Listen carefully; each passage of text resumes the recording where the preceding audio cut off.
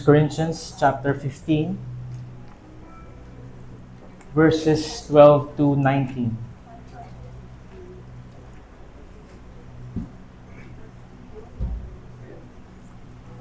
Now, if Christ is proclaimed as raised from the dead, how can some of you say that there is no resurrection of the dead?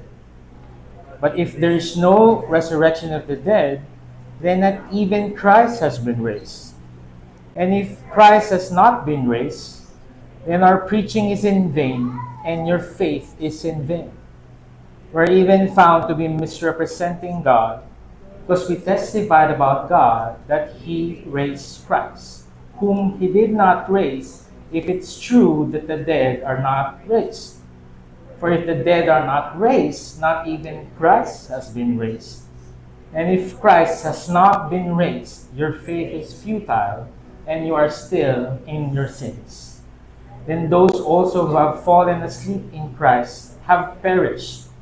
If in Christ we have a hope in this life only, we are of all people most to be pitied. Lord, we thank you. We remember your death on the cross. But all the more, we remember that you have resurrected from the grave, as the proof that sin, doubt, despair, pain, poverty does not have the final say. You have the final say. Lord, thank you. We pray for the preaching of your word. In Jesus' name we pray. Amen. Amen.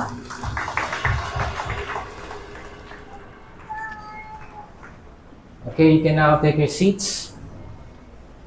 Thank you, music team. Palakpakan naman natin, music team.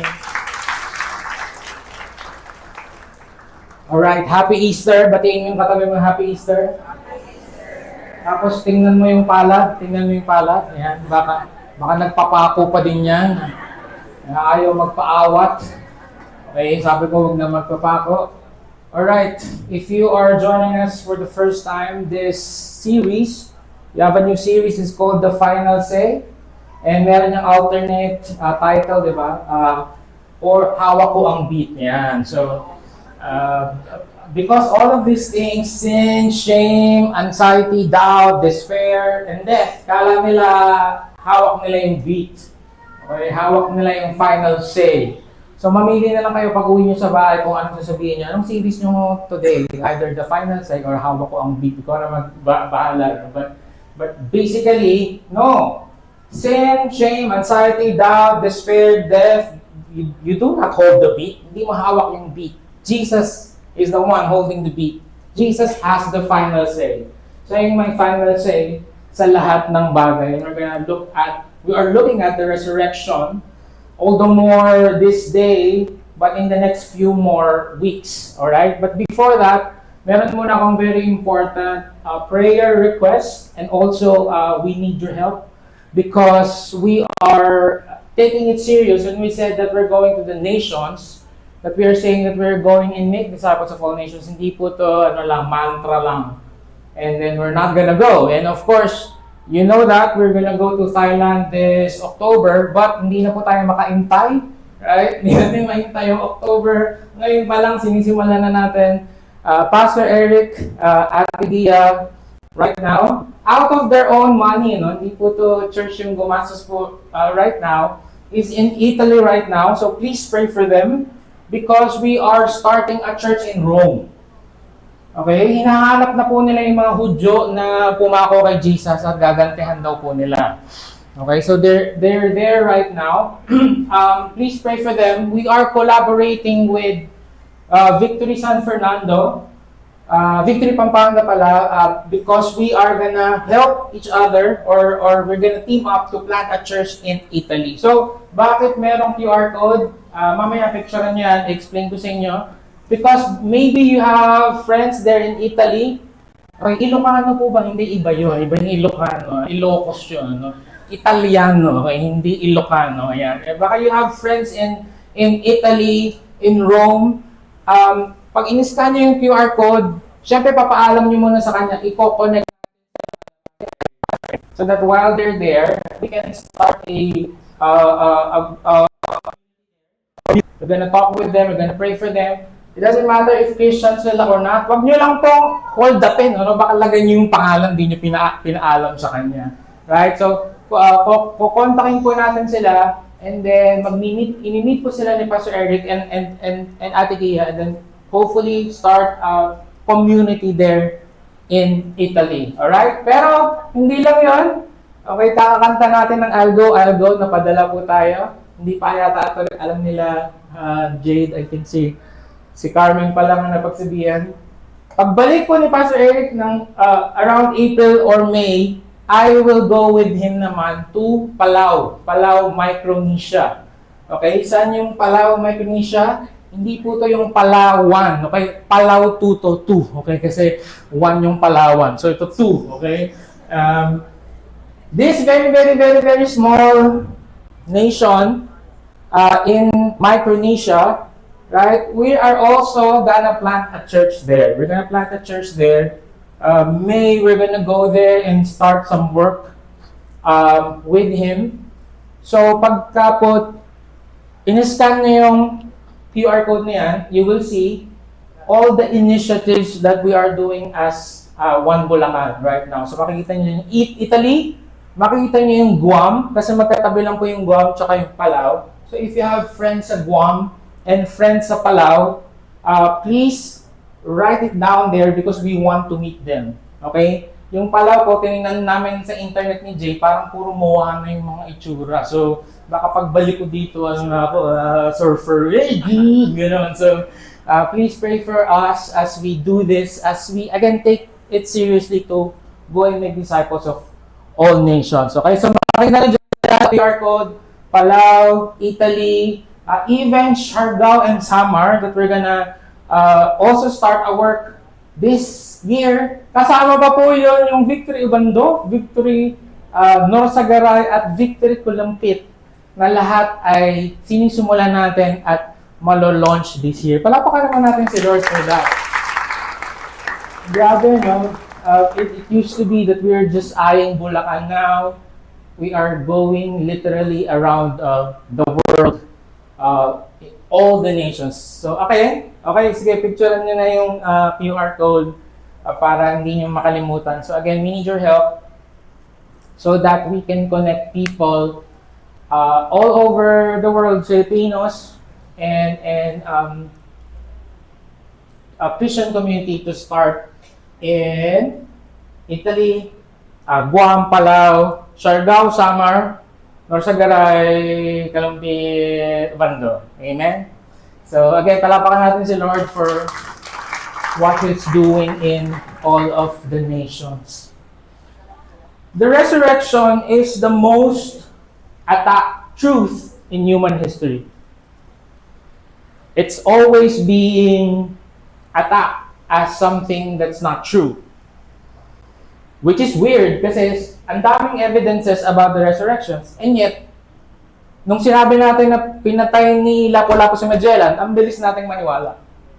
Without really, maybe there's just 1, 2, or 3 history books that says that.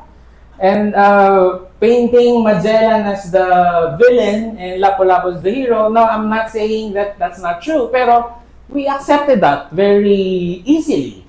And yet, pagdating kay Jesus, for some reason, totoo ba talaga na nabuhay si Jesus? Totoo ba talaga namatay siya? Totoo ba talagang nabuhay siya magmuli? And we are more skeptical with that. Because if we do not believe the resurrection, there's so much that we will lose. Ulit, bakit kaya yan yung inaatake ng demonyo lagi? Kasi ang gusto ng demonyo, hindi tayo maniwala sa resurrection. Kasi sobrang daming mawawala sa atin. Mawawala yung kapangyarihan ng resurrection. 60s, 70s, there was a book that came out. It's called The Passover Plot. Ang nagsulat niyan si Hugh Schonfield. And it was a success. Right? So, according to the book, si Jesus daw ay nag-usap daw sila ng mga katim niya at uminom lang daw ng drug na nagmumukhang parang patay ka. Sabi ko, seriously? ano to, Mission Impossible, nung panahon na yun, may mga ganun na ba, di ba? Sa Mission Impossible, napapanood ko yun. Pero really, na para titigil yung puso, magmumukhang patay, pero daw nasira yung plano nung totoong nasaksak si Jesus nung Roman centurion.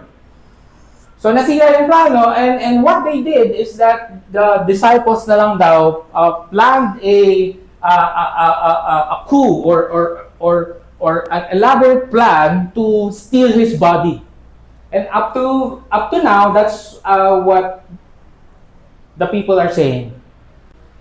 But may papanood ako sa yung video, ewan ko napanood ko na sa inyo to, napalabas ko na here. So get ready with the video.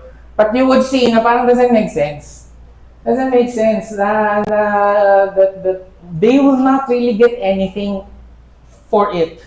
Okay, so panoorin natin tong video.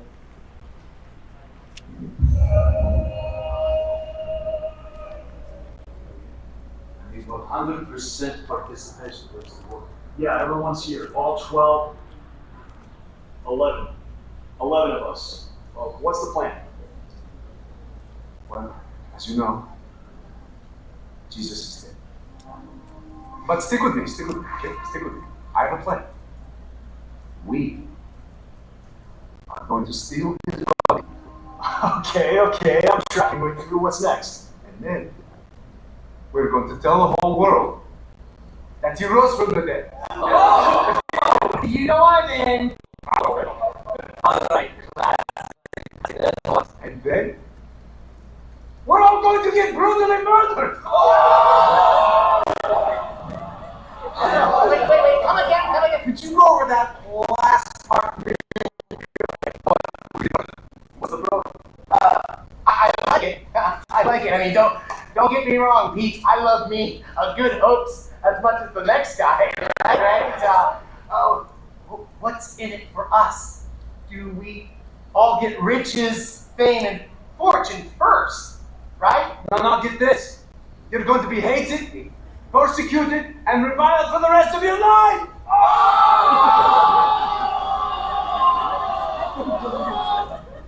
Mahaba pa yung video, panoorin nyo lang sa YouTube. Resurrection as a hoax, sasanapin nyo yan. See, di ba, does it make sense? I mean, they did not get anything out of it. They will die. They will be hated. They will be arrested. They will spend their whole life hiding and afraid for their lives. At the very end of the day, ultimately, kung ako lang yan, kung ipapakain na ako sa leon, why would I die for a lie? Di ba? Parang, joke lang po, nag-usap lang po kami ng mga tropa namin na wag mo na po akong mapakain sa leon.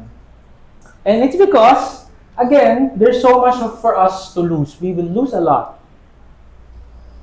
And resurrection is not just one doctrine, it's the doctrine.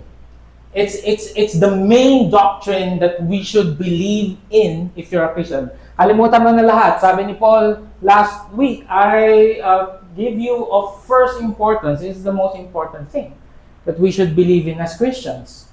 I would remind you, brothers, of the gospel preached to you, which you received, in which you stand, and by which you are being saved, if you hold fast to the word I preach to you, unless you believe in Him. The resurrection is the foundation that we will stand on. Na para pag dumating na tong sin, wala na pala, nabura na. Nabuhay na siya, may mga sin despair dito.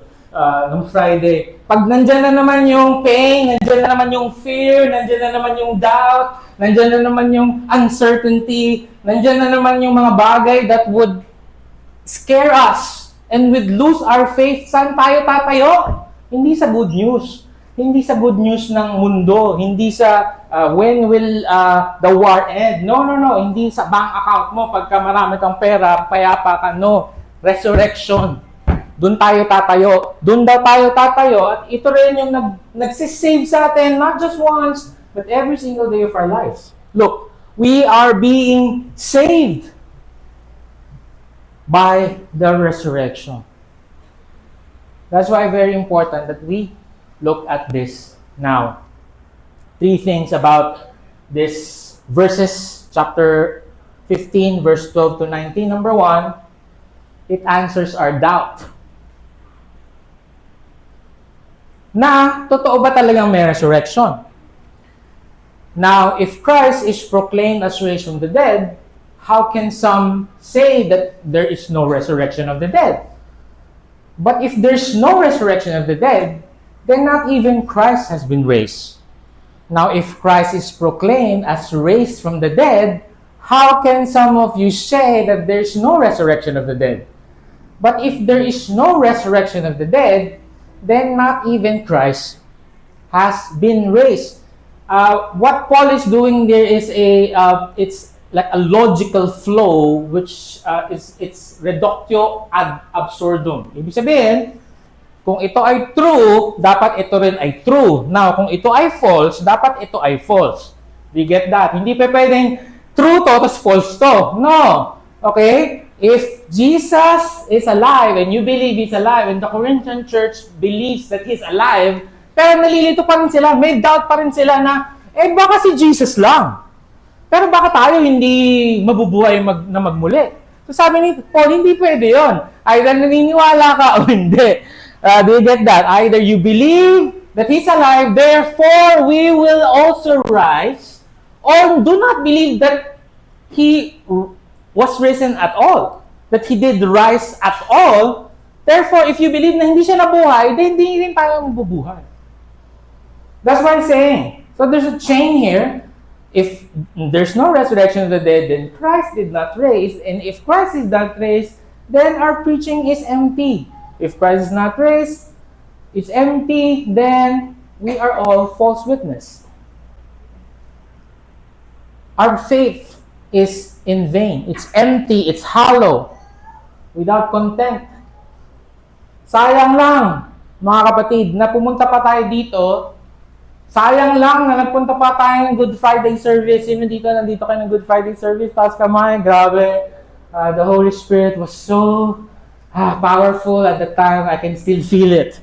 Right? Sayang lang na nag-Good Friday service pa tayo. Sana nag-beach na lang tayo. Pumunta na lang tayo somewhere else. Sayang lang yung binilagay mong pera doon sa offering. Sayang lahat ng mga binila natin pagkain kasi walang kwenta eh. Walang kwenta yung ginagawa natin here.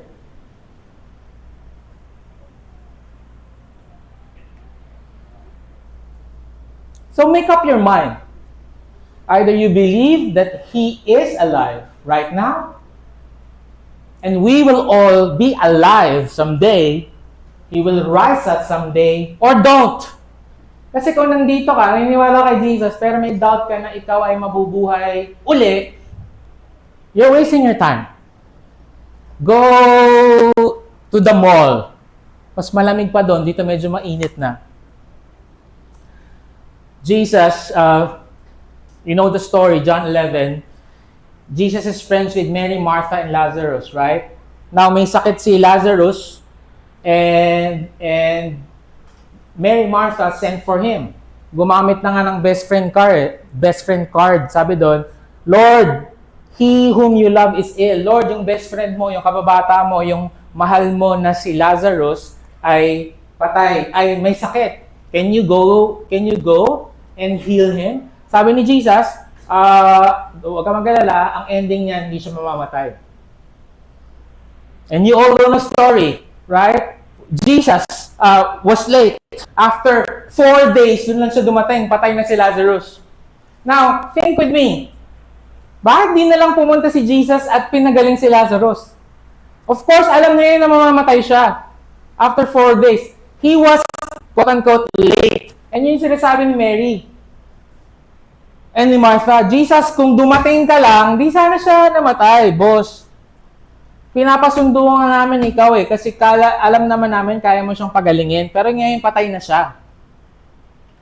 Jesus said, I am the resurrection and the life. Whoever believes in me, though he die, yet shall he live. Sabi ni Jesus, and this is also the same question that I am gonna ask you this morning. Do you believe that Jesus is the resurrection and the life? Sagot? Yes. if you believe that, even though you die, and we will die someday, okay, tingnan mo yung katabi mo, malapit na ba yan? Or malayo pa naman po, ayan, bata pa po, ayan. And we cannot stop that, but we will all live again. Jesus called Lazarus out of the tomb and said, Lazarus, come out. And Lazarus came out. Now think with me, why did he do that? Kasi gumawa siya ng example.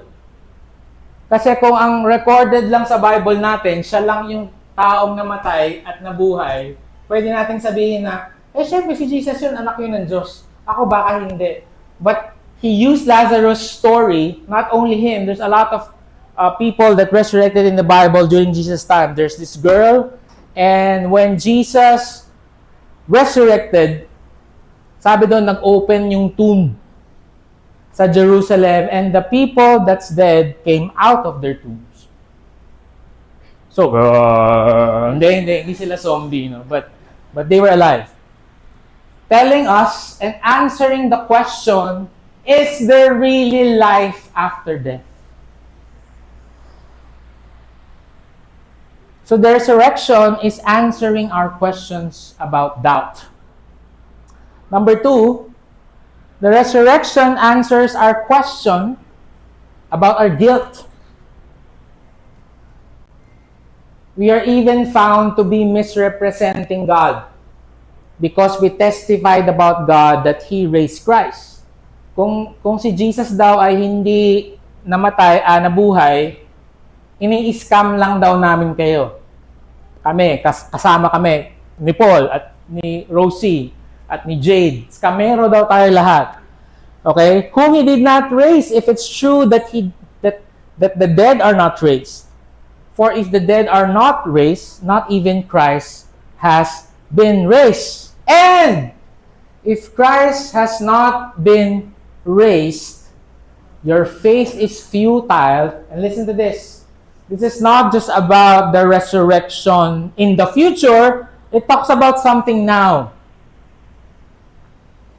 Your faith is futile and you are still in your sins. Sino po dito pumunta ka ngayon or sometimes there's this heavy heart, there's this guilt, and you need the forgiveness of Jesus. We go here, part of us going here is asking forgiveness kay Lord. Kasi you know, when we have a sin, ang bigat nung feeling, right? And it used to be like that in the Old Testament. Iintay nila ng 1 taon para magpunta ng Yom Kippur. Kasi 1 taon nilang dala yung bigat ng kasalanan nila. Walang access kay Jesus nung time na yon. Ang bigat-bigat ng kasalanan nila, iintayin nila yung 1 year, may dala silang mga kalabaw, baka to sacrifice. Tapos for 1 year, the Pharisee will say, alright, pinatawad na tayo ni Lord Israel. Pinatawad tayo ni Lord. Yeah! So, saya mo na, di ba? Ang gaan mo na, pag natalisod ka pa, ay, wala na naman, di ba? 1 taon na naman hintayin ko. And that feeling na parang you're not right with God, how will you know if you're forgiven? If Jesus was not raised, there's no proof.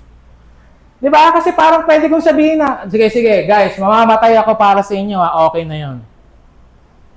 And then what's next? Para maintindihan niya, I'll use an illustration. Okay? For example, palakas pang konti, Kuya Manny, sa monitor. Para I don't have to shout. Bilhin na lang kaya ako yung sa Go Conference so may monitor here. Research nga natin today. For example, you are in a deep problem. Okay? May problema ka. Andyan na yung mga sumisingil ng utang mo. Ireremata yung bahay mo, ireremata yung kotse mo, kukunin yung asawa mo, anak mo, pag hindi ka nakabayad. Alright? And then you go to your friend that you trust. And then you said, brother, parang awa mo na, kailangan ko talaga. Magkano ba kailangan mo? 300,000,000 yung utang ko. Grabe, ano ba pinagagawa, bro? Okay? Nalulung ako sa kung ano-ano mang online na gambling, sabi niya. Kasi naman, ang daming mga ad dun sa NLEX, sabi niya. Nakakala ko mapapalago ko. 300,000,000 lang yung kailangan ko. Kasi masisira yung buhay ko para awa mo na kailangan mo talaga. And then your friend, sige bro, akong bahala. Okay, akong bahala. Meron akong 300,000,000 dito. Okay, kinuha kay Pastor Rui, mayaman yun. Okay, ito sa... And then he was so sincere. He was sincere, your friend. Sinulatan niya, okay, anong pangalan mo? Okay, Jay Dabentano, okay, go. Tapos, legit yung pirma, legit yung cheque, legit yung account, legit yung everything.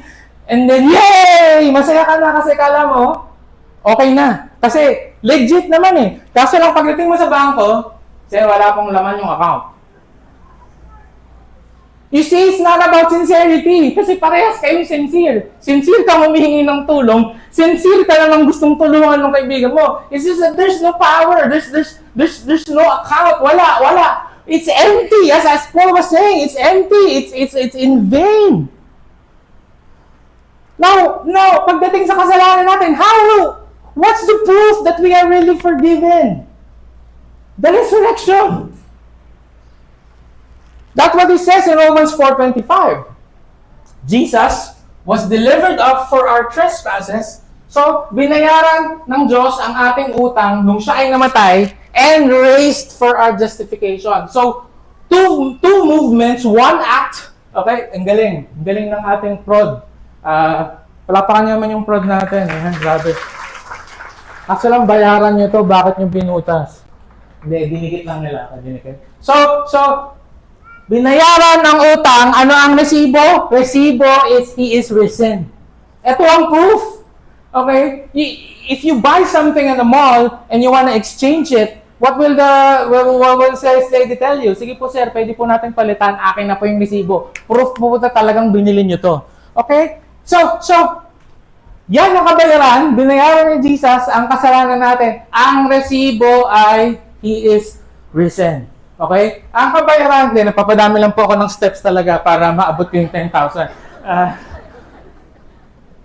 Kabayaran! Resibo. Kabayaran, resibo. At tuwing tinitingnan natin na wala ng laman, yung tomb. Sure po na pinatawad ka na ng Lord.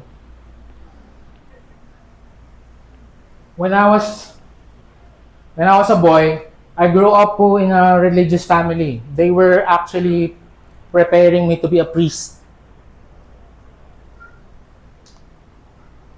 But at the same time, wala akong peace.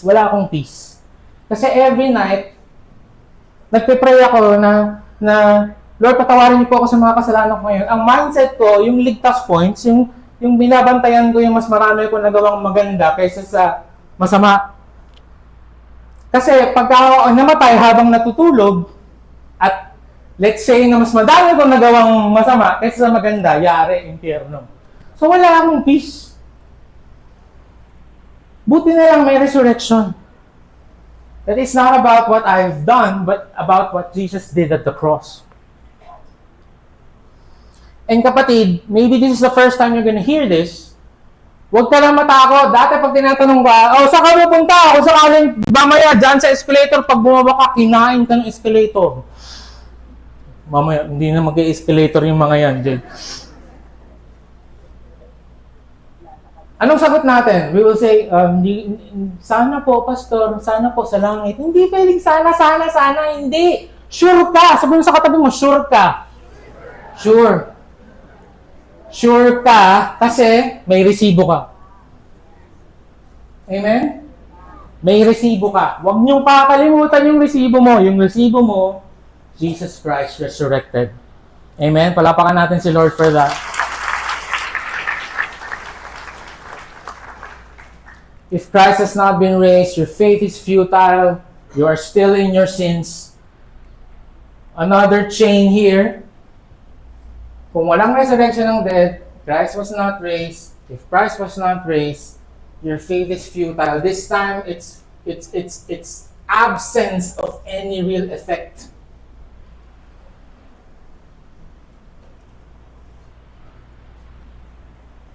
Thank you, Lord, because may sagot sa doubt at may sagot sa burden na dinadala natin if we are indeed forgiven. Number 3, it answers our grief. Sino po dito, you've lost someone close to you, maybe a friend, a father, a mother, a tita, a lola, that's gone with the Lord right now. Taas kamay. And you miss them. Biglang binaba yung kamay, ano pa?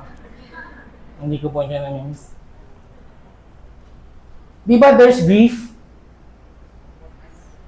Sabi niya po, he continued, if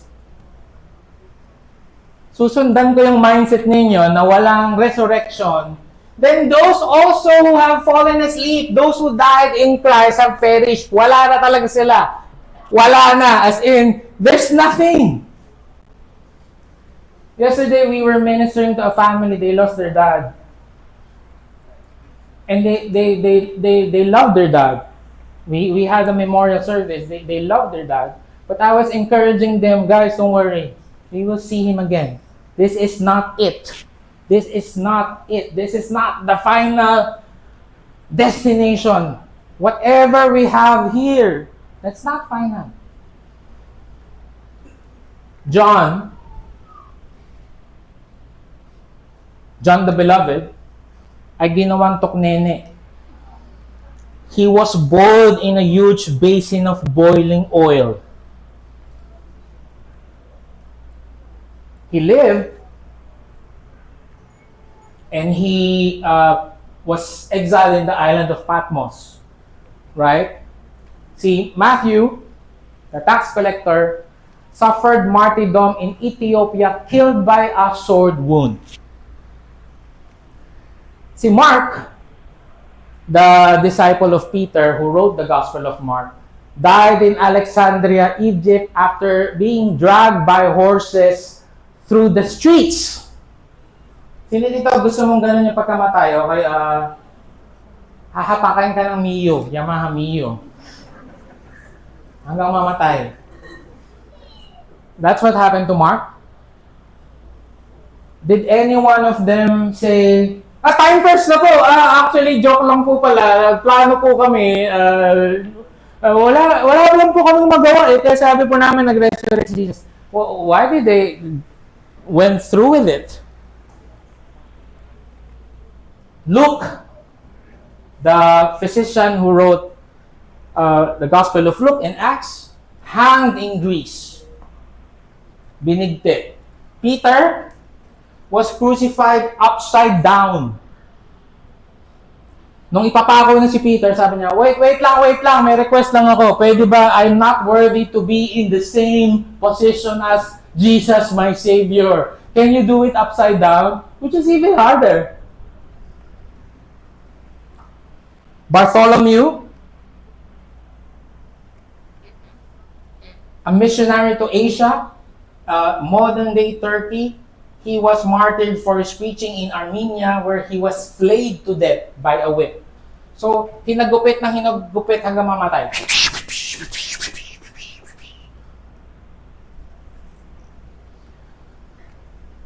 Thomas, ito, real picture na po talaga to. Nung panahon nila, okay, nakakuha po tayo ng picture. Stabbed with a spear in India during one of his missionary trips. Jude, killed with arrows when he refused to deny his faith in Christ. Barnabas, yung kasama ni Paul, he preached throughout Italy and Cyprus. Barnabas was stoned to death. So binigyan ng marijuana, napakadami. Marijuana, stone, di ba? Hanggang namatay siya. Okay. Iba sa inyo, parang gusto ko po yun. Hindi, binato ng binato, okay? Binato ng binato, just like Stephen. And then he died. Matthias, yung nag-replace kay Judas Iscariot, stoned. Tapos hindi pa sila masaya, stoned and then beheaded. James the Less, sa Chosen, Little James, Big James, okay? So si James the Less yung Little James. Ang hirap naman nangyari sa kanya, thrown over 100 feet. Doon sa same mountain kung saan pinakita ni Satan yung kingdom, tinulak si James. Miraculously, buhay, pagbaba, baksak. Nung buhay ka pa, pinagpapalo ng club. Boom, boom, boom, boom, boom. Hanggang mamatay. James the Great, or Big James, beheaded at Jerusalem. Amazing sa story ni James the Great. Yung kanyang officer na bantay niya, amazed na amazed sa kanya kasi hindi nga sila naniniwalang nabuhay talaga si Jesus. Kala talaga nila, mga siraulo itong mga to. Kahit anong mangyari, hindi! Totoo talaga nabuhay si Jesus! So, ang ginawa nung officer, nagpa-convert to Christianity. At sumabay siyang magpapugot ng ulo kay James. Sabi niya, pre, baka totoo talaga yung sinasabi mo kasi grabe yung conviction mo. Hindi mo naman siguro Pilipino kaya kausap ka. Hindi mo naman siguro gagawin yun kung nagloloko ka lang. Totoo talagang si Jesus ang buhay na walang hanggan. Di balay na ako mamatay sa mundong ito kung siya ay makikita ko naman sa eternity. So sabayan na kita, pre. Pareha silang pinugutan ng ulo. Andrew, who is the brother of Peter, was crucified on an X-shaped cross in Greece. Sabi niya, habang siya pinapako, I have long desired and expected this happy hour. What? What are you saying, dude? The cross has been consecrated by the body of Christ. And then he continued to preach to his tormentors for 2 days until he died. And the great Apostle Paul was beheaded by Emperor Nero in Rome in AD 67. Now, if there is, may nakarinig ako 6-7, kayo talaga 6-7 na naman. Now, if there is no resurrection of the dead, sayang lang lahat ng pagkamatay nila. At hindi lang sila, napakaraming libo-libong Kristiyano, probably millions of Christians, died for their faith. Sayang din! Sayang ang pag-resign ni Rosie. Grabe, UP graduate to. Right? A successful career in front of her and say, Pastor Louie, I wanna serve with you. I wanna go to the campus. Because I know that this life is not at all there is. Sayang si Jade. Sayang ako. Pa-starstruck na ako, bro. Malapit na. Sayang ang lahat ng mga sinasakripisyo nyo. Kung wala naman palang buhay na walang hanggan. Pero because naniniwala tayong meron buhay na walang hanggan, then go ahead, bring it on. Sayang. And according to Paul, if in Christ we have hope in this life only. Kung ang Bible daw ay a set of parang rules lang, alam niyo, yung nabago lang yung habit mo, nabago lang yung ugali mo, bumait ka lang, parang grupo lang, community lang. Kasi marami namang community right? And may mga changes din naman of some sort sa communities. But it's not just that. It's not just a change of lifestyle.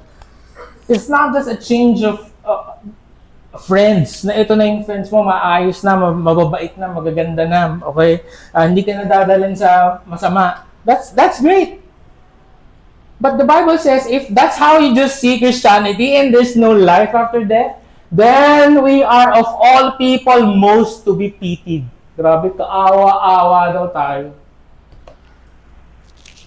You see, as I end, when we say hope, it's not just the kind of hope na, I hope it's not gonna rain later. Ang babaw nun, okay? Parang suntok sa buwan yan eh. Parang, sana yumaman ako, okay? Or, sana mapasagot ko siya. Hindi. Yung hope natin is entrenched and established. Meron tayong tinatayuan na something stable, something true, and something powerful, and something that will never, ever, ever, ever go away, and that will not change. And that is, again, resibo. Walang tao sa loob ng tomb. The women went there and said, "Where is Jesus?" By the way, bakit kaya mga babae yung unang nakaalam ng pagkamatay ni Jesus at pagkabuhay? Para mabilis kumalat ang balita. Yun lang yun. I cannot see anything else, right? Kasi kung mga lalaki lang yun, wala yun, tapos na sa amin yun. Pre, galing, no? Galing ni Jesus, pre. Wala na yun. Pero since babae, uy, alam mo ba? Uy, alam mo ba? Uy. He's not there. He's risen. Something stable. This is where we will stand on. Amen? Pag dumating na ulit yung fear, pag dumating na ulit yung pag-aalala, pag dumating na ulit yung sakit, pag dumating na ulit yung missile ng Iran, hindi, bati na pala tayo ng Iran, di ba? Praise God for that. Let's keep on praying. Pinapayagan na po tayong dumaan sa Strait of Hormuz.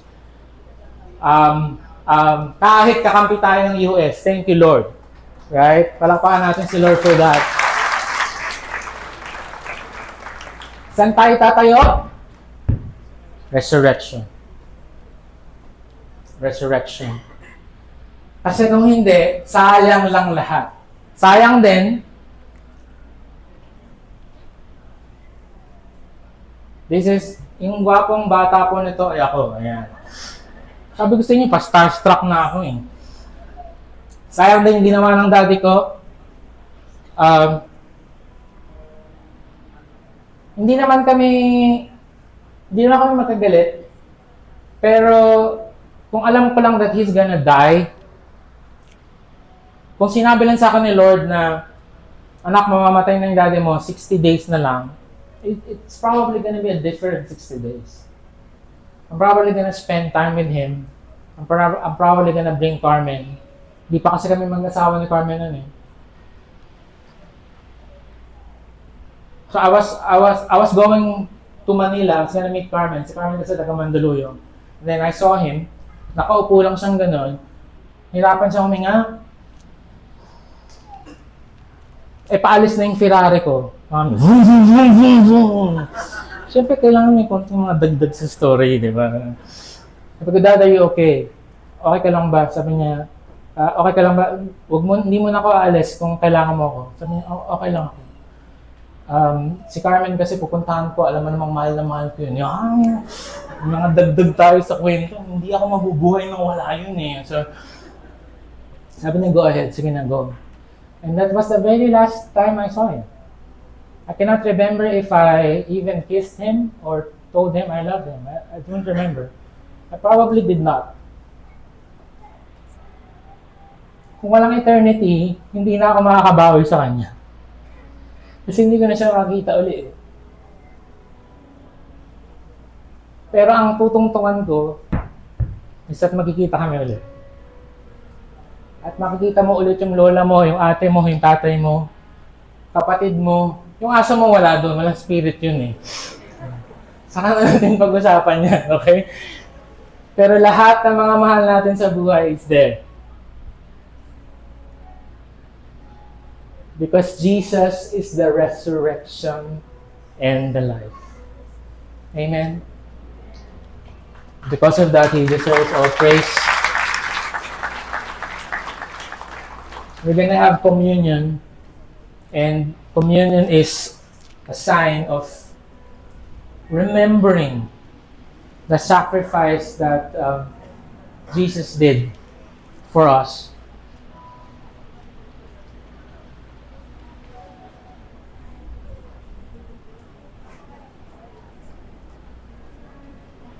That He had a choice. May choice po siya to not give His life to us. And we are not His relatives. He does not owe us anything. But sabi niya, mahal ko yung mga taga may kawayan, yung mga 12:30 service. Gusto ko silang makita someday. At gusto ko silang makapiling someday. Therefore, if anyone believes in me, John 3:16, for God so loved the world that He gave His only begotten Son, that whoever believes in me will not perish, but will have eternal life. Let's all stand, let's worship the Lord, and then we will do communion afterwards.